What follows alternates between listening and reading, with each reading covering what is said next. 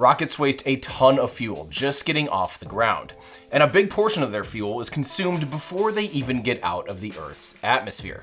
Now, despite this, we're still more or less just launching rockets the old-fashioned way, the same way we always have. Isn't there a better way? Air launching is perhaps one of the most tantalizing concepts for launch vehicles. Just use an aircraft while you're in the atmosphere so we can use the atmosphere to our advantage to lift and accelerate a rocket, and then just start the rocket in the upper atmosphere while it's already at a high velocity. Not only can we use jet engines in the atmosphere that are 10 to 20 times more efficient than rocket engines, but our rocket will actually perform better in the thinner atmosphere too. And this concept certainly isn't new. From the supersonic X-1 flown in the 40s, to the hypersonic X-15 flown in the 60s, to the first orbital air-launched rocket Pegasus in the 90s, and the liquid-fueled Launcher 1 rocket from Virgin Orbit that first flew successfully in 2021. Air launching just feels like a no-brainer. So why don't we see companies pursuing this? Or for that matter, why are pretty much all of the programs that have utilized air launch for orbital rockets no longer in existence? I'm Tim Dodd, the Everyday Astronaut, and today we're going to go over the pros and the cons of air launching to try and figure out why it isn't more common for orbital launch vehicles. Okay, let's get started. 3, 2, 1, liftoff. That's one small step for man. Contact with a test one.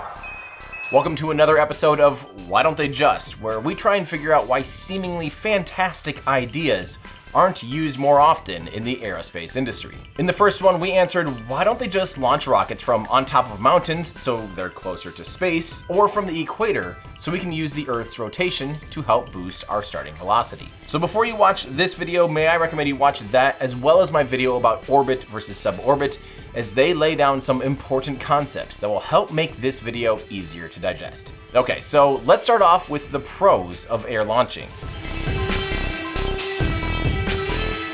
Using jet engines on a launch system makes so much sense on paper.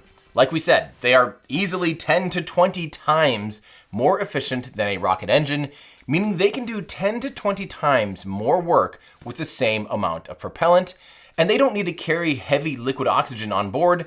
They simply utilize the oxygen that's in the air. So we could use efficient air-breathing engines while we're in the atmosphere, of course, but don't forget, there's also lift from wings that can help lift our rocket and help it get above a good portion of the atmosphere. If we can get it up to roughly 10 kilometers or 33,000 feet or so, the atmosphere is only about 1/4 as dense as it is at sea level. This means not only does the rocket have less air to fight against, but just like we talked about in the previous video about why we don't launch rockets from mountains, if we're starting at a higher altitude, we can use a more vacuum-optimized engine. Okay, now I'm gonna make some generalizations here, but let's say that you had a rocket engine that's meant to take off at sea level. Obviously, it has to have a smaller expansion ratio or a smaller nozzle than one that fires in a vacuum. Again, we talked about that with the Merlin 1D in that last video. You hopefully know this by now. But those expansion ratios of, say, a Merlin might be something like a 15 to 1. Now, if we took that same engine and optimized it to be able to start at 10 kilometers where the atmosphere is 1/4 as dense, we could expand our nozzle's expansion ratio to something more like 25 to 1, which would give us a few extra seconds of specific impulse. Although that sounds like a pretty healthy increase, and it is, how does that actually affect the performance of a rocket?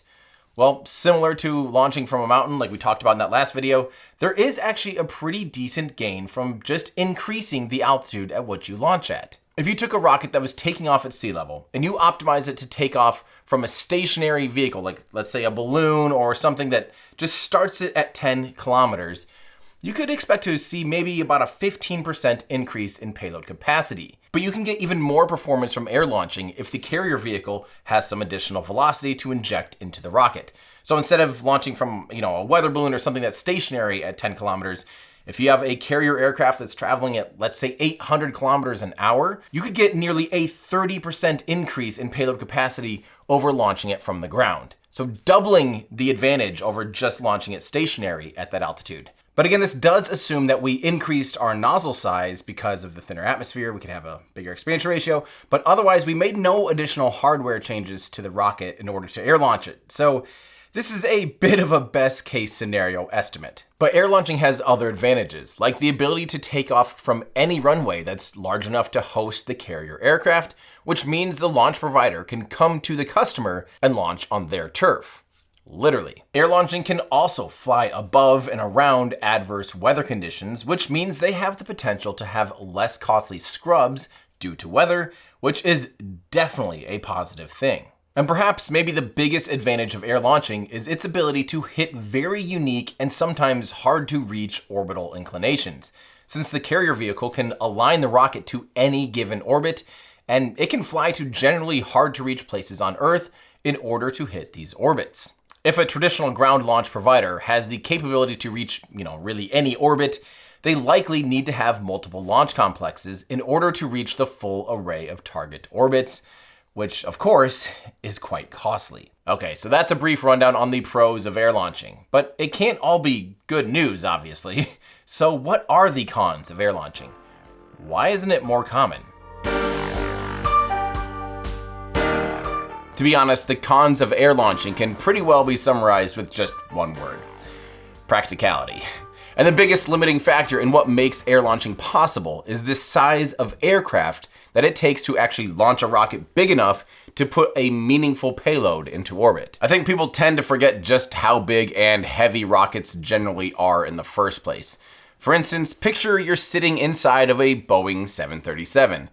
A very common jetliner generally used for mid-range travel, typically flying around 170 people. Now picture a Falcon 9 rocket like this. It's the workhorse of the 21st century in spaceflight, capable of taking over 17 metric tons to orbit while still being able to land the booster so it can be reused. And of course, when it has a Crew Dragon capsule on top, it can ferry 4 humans to and from low Earth orbit. If you're anything like me, you probably envision the 737 as a larger vehicle than the Falcon 9. So let's go ahead and put a 737-800 next to a Falcon 9. Yeah, even a medium lift rocket like the Falcon 9 is actually pretty gargantuan compared to the 737.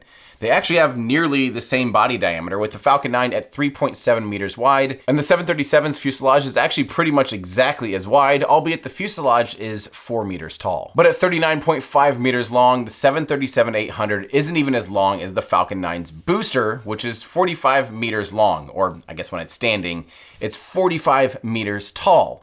And as wild as the size is, things get ridiculous when you start to consider their mass. A 737-800, when fully fueled and loaded up with its maximum takeoff weight, tips the scales at 78,000 kilograms, which is nothing compared to a fully fueled Falcon 9, which weighs an astonishing 550,000 kilograms. Now you might be asking yourself, why did we just compare a 737 and a Falcon 9? Two very different vehicles. Well, I just wanted a baseline to help compare the size and the mass of these two objects to help put into perspective just how big of an aircraft you'd actually need in order to lift a rocket that's fully fueled. Let's do this another way. Let's take a look at one of the largest jets ever produced, a Boeing 747-400. This monster is 70 meters long, so yeah, about exactly as long as a Falcon 9, but its fuselage width is massive at 6.5 meters wide, and its maximum takeoff weight is about 410,000 kilograms. So let's imagine we stripped one out and had this huge jetliner lift a big rocket off the ground, got it above about 75% above the atmosphere, and then let go of the rocket while traveling at about 800 kilometers an hour, which surely would help the rocket do much more work with less propellant, since the aircraft did a lot of the work. Well, we don't actually have to imagine this at all, because this is exactly what Virgin Orbit did with their Launcher One rocket and Cosmic Girl 747-400. And this was actually a decent sized rocket too, at 1.8 meters wide and 21.3 meters tall, or long, and it was 25.8 metric tons when fully fueled. So how much payload could that rocket actually put into orbit? It seems like it kind of got a free ride through half of what would be its first stage burn, so it's almost like having free boosters. So its payload capacity should be much greater than a comparable rocket of its size. Right? Well, it was capable of about 500 kilograms to low Earth orbit, which still puts it kind of in the lower middle part of the small lift launch category. But now in terms of performance and size, how to compare to other rockets in this class. I think the closest rocket to fly in terms of capability and size is SpaceX's Falcon 1. Falcon 1 was almost identical in size at 21 meters tall and 1.7 meters wide, and it weighed 28 tons. So let's have a guess at what the capability of the Falcon 1 was. 470 kilograms. So just 30 kilograms shy of what Virgin Orbit claimed was the maximum payload capacity of Launcher 1. And that was just the normal Falcon 1. There was plans to have it just be a little bit bigger, a little bit more powerful for the Falcon 1E, and that would have far outperformed this. So in this case, there doesn't really appear to be much of a noticeable payload increase with air launching. But why? I mean, these are such similar rockets, but one gets a massive boost from a 747, both in terms of its starting altitude and its starting velocity. Why was its performance so marginal? Shouldn't it really have shined and really be performing like a much larger rocket with that free boost? Now, to be perfectly honest, this kind of puzzles me too. I think it mostly came down to a lot of additional mass that was added to the rocket to make it air launchable in the first place, and the dry mass of the rocket is really one of the biggest factors in its overall performance. Any additional mass that you add to a rocket structure is mass that you can't take to orbit as your payload. Now on the upper stage, it's a 1-to-1 payload penalty. So for each kilogram of mass that you add to the structure, you lose a kilogram of payload capacity. And on first stages, it's more or less usually around a 4-to-1 ratio. So in other words, add 4 kilograms to the first stage, lose a kilogram of payload. So it's not quite as big of a payload penalty as it is on the upper stage, but still, you just don't want to have any unnecessary mass in the rocket structure. Period. And there's a lot of structural considerations when you need to hang a fully fueled rocket off the wing of an aircraft horizontally. And not only does this rocket need to be able to sit there and handle all these forces, it also needs to be able to handle the normal forces during ascent through the length of the rocket, just like a normal rocket does. So now it needs to be able to handle these forces and these forces, and that's actually a lot structurally. Another consideration is the liquid oxygen on the rocket was loaded on the ground almost 4 hours before launching, and it was completely disconnected from the ground support equipment at T-minus 40 minutes.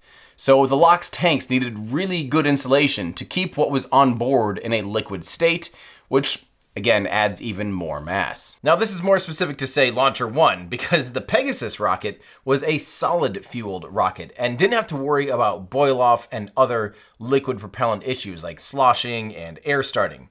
However, liquid fueled rockets have the potential for a lot more performance, which is exactly why Virgin Orbit opted for liquid fuel. But another reason why the advantage isn't as big as you might think it would be is because a rocket usually has a lot more momentum by say 10 or 11 kilometers of altitude than the velocity that a 747 can give to a rocket.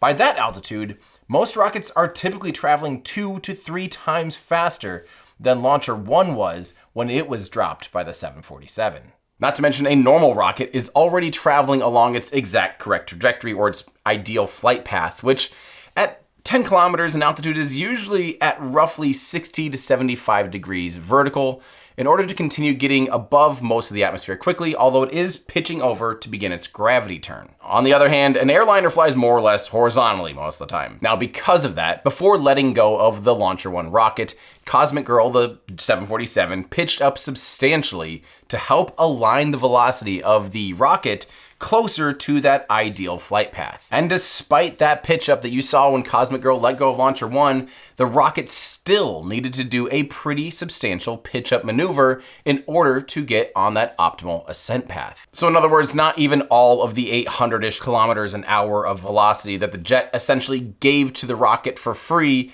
are actually even aligned with the optimal trajectory. The rocket still has to do a pretty major course correction, which is costly. So that air launch advantage isn't quite as strong as it kind of could be in theory. Now I should specify here real quick that air launching's performance advantage is fairly minuscule on an orbital rocket because the aircraft does such a proportionally small amount of work in the grand scheme of orbital velocity.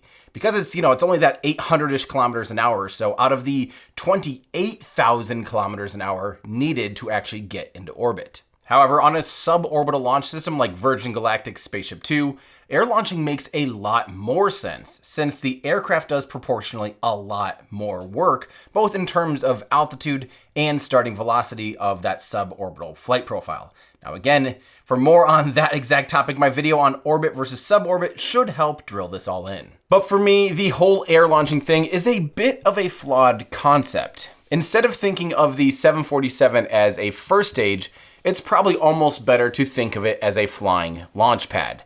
And when you think of it that way, it doesn't really seem as appealing. And then when you think about it more, it seems like they were almost doing the whole thing backwards. Instead of just packing up your satellite and flying it over to the rocket and over to the launch complex, they were doing it backwards. They were flying the launch complex and the rocket essentially over to the payload.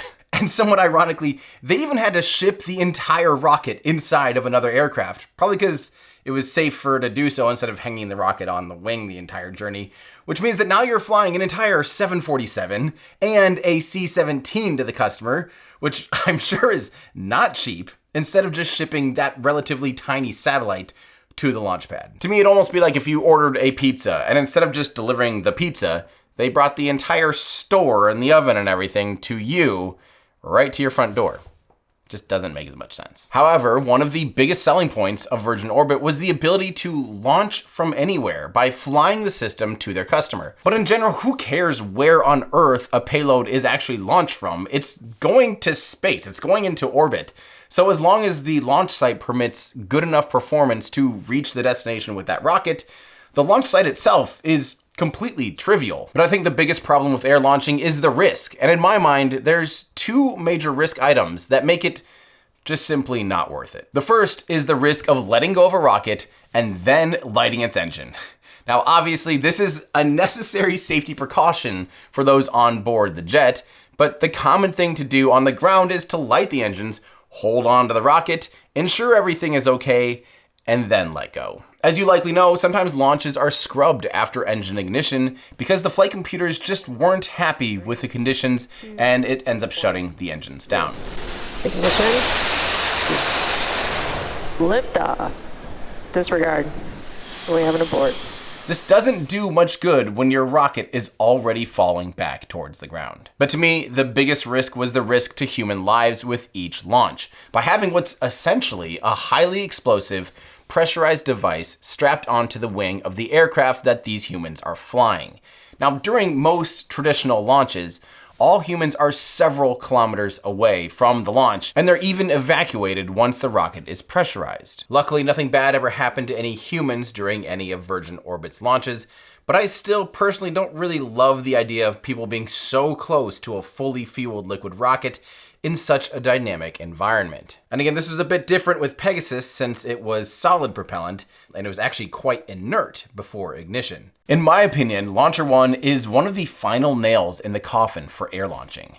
I think they actually did absolutely everything right to maximize the success of the program. They used a Boeing 747, which has a ton of qualified pilots, trained mechanics, spare parts, and it even actually has a mount under the wing to secure the rocket that was originally used to transport engines. It's almost like that jet was made for this. This all means that operating the aircraft was financially much more reasonable than, say, a custom one-off plane like Stratolaunch's massive jet called Rock.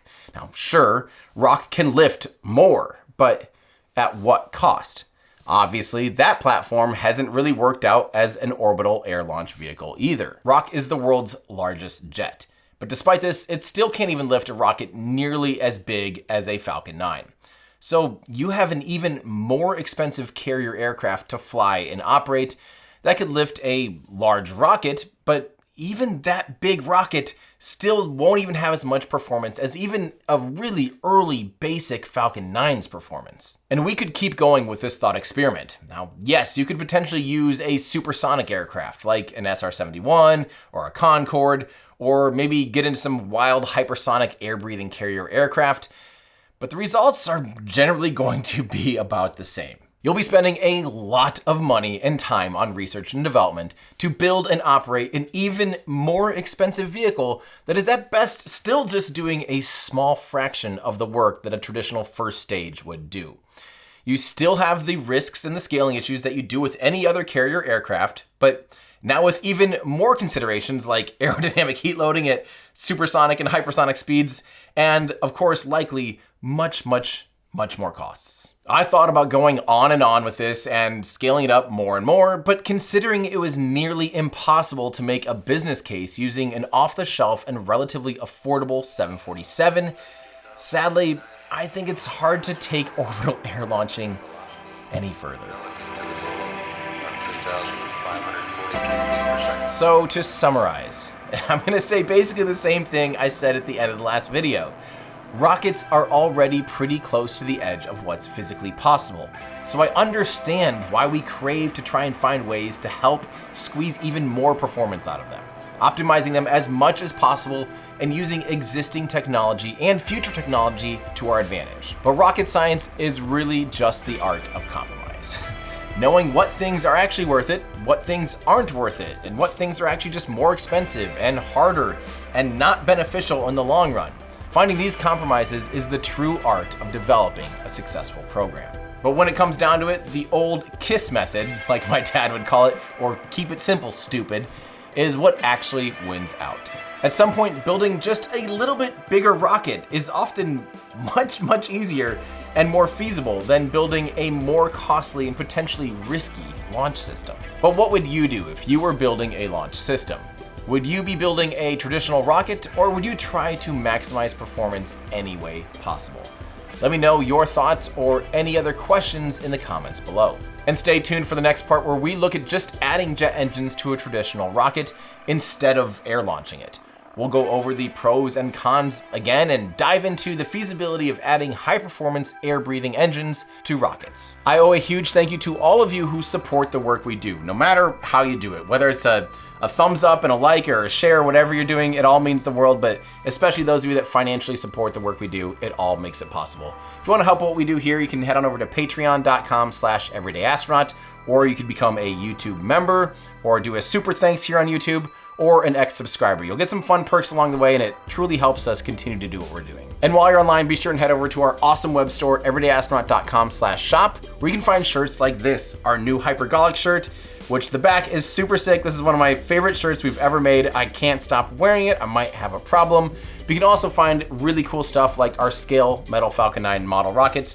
And be sure and check out our RUDS section, or our rapid unscheduled discount section, where we have 50% off some classic merch, so we can free up some inventory to make room for some exciting new collections. So get it while you can at everydayastronaut.com/shop. Thanks everybody, that's gonna do it for me. I'm Tim Dodd, the Everyday Astronaut, bringing space down to Earth for everyday people.